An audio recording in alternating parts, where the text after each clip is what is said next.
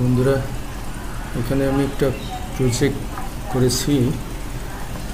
4টা 7 segment display কে কীভাবে display করানো যায় বা করানো হয়, এটা একটা প্রজেক্ট। এখানে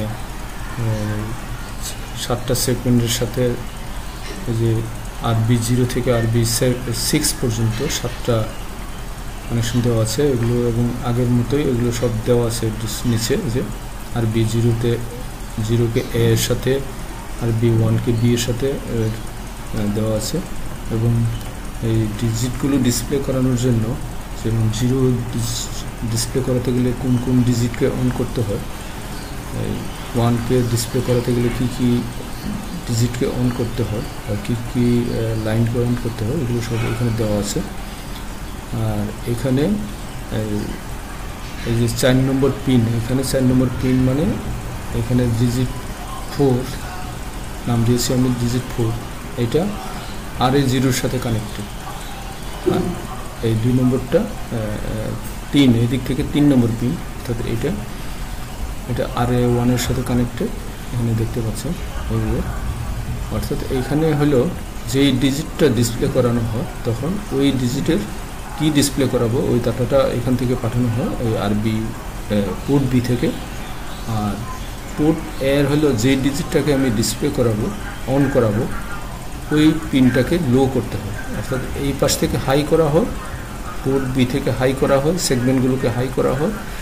আর কমন এটা যেহেতু ক্যাথোড, এই ক্যাথোডকে লো করা হয়। ক্যাথোডকে লো করা হয় কি দিয়ে? এই পোর্ট এর পিনগুলো দিয়ে।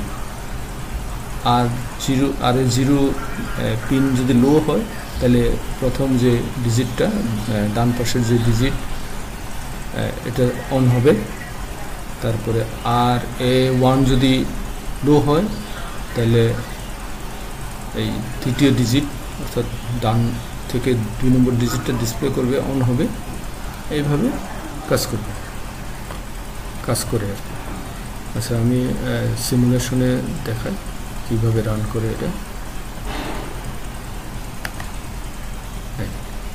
এটা প্রত্যেকটা ডাটা 1 সেকেন্ড করে অন থাকে।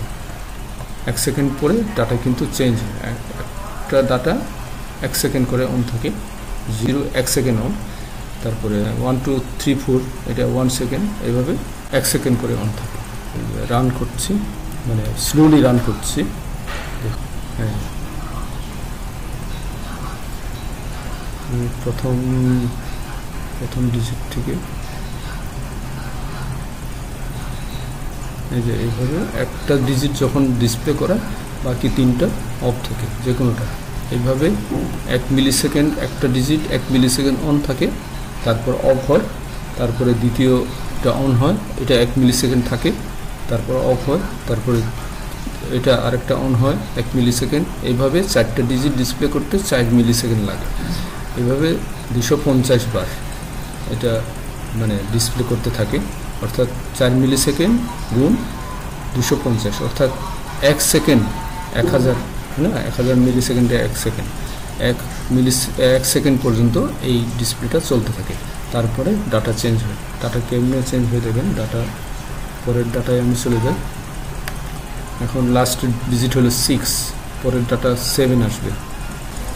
দেখুন এই 7, এই ডাটা চেঞ্জ হয়ে গেছে। কিন্তু ডিসপ্লে এইভাবেই আবার 250 বার এটা ঘুরবে, অর্থাৎ 1 সেকেন্ড পর্যন্ত এইভাবে দেখাবে, তারপরে ডাটাটা চেঞ্জ হবে। এইখানে যে এই পোর্ট বির যে সেগমেন্টের সাথে কানেকশন আছে, এইটাতে কোন ডিজিটটা আমি জ্বালাবো, অন করাবো, ওইটার অনুসারে ডাটা পাঠানো হয় এখানে। যেমন এখন 4 জ্বলছে, 4 অন আছে। 4 অন করার জন্য কোন পিনকে হাই করতে হবে, যেমন এখানে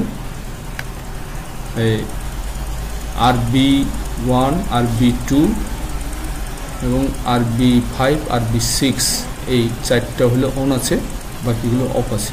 এই অবস্থা রেখে এখন এই 4-এর সাথে যে 4কে ডিসপ্লে করার জন্য যে RA0 পিনটা, এটা লো করতে হয়। এই যে লো হয়ে আছে, বাকি পিনগুলো হাই হয়ে আছে। হাই হলে তো এগুলো আর অন হবে না। এইখানে ডাটা কিন্তু এখানেও যাচ্ছে, কিন্তু এইখানে এই তিনটা পিন হাই থাকার কারণে এই ডিজিটটা এই ডিসপ্লেগুলো করছে না। কিন্তু খেয়াল করে যে সেই ডিসপ্লে যখন করায় তখন ওই পিনটা এটা লো হয়ে, দেখেন এখন RA0 লো, পরে RA1 লো, RA2 লো, RA3 লো, এইভাবে এটা কন্টিনিউ ঘুরতে থাকে। যেটা লো হবে ওইটা জ্বলবে, যে ডিজিট লো হবে ওই ডিজিটটাই অন হবে। এইভাবে আসলে ডিসপ্লে করানো হয়। আশা করি বোঝাতে পারছি। কিছু জানতে চাইলে কমেন্টে লিখে জানাবেন, বোঝানোর চেষ্টা করব। ধন্যবাদ।